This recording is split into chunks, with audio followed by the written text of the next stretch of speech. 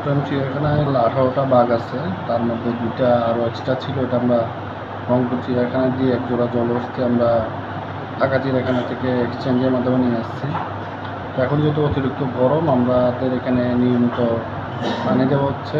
আর এছাড়া তাদের শরীর ঠান্ডা রাখার জন্য স্যালাইন, ভিটামিন সি এবং ভিটামিন, যাতে তাদের শরীরটা ঠান্ডা থাকে, এগুলো নিয়মিত দেওয়া হচ্ছে।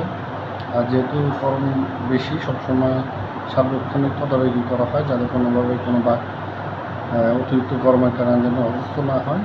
তো এছাড়া অন্যান্য যেসব অ্যানিমেল আছে তাদের জন্য আপনার এক্সট্রা কেয়ার করতেছি। তো আশা করি যে সমস্যা হওয়ার কথা না।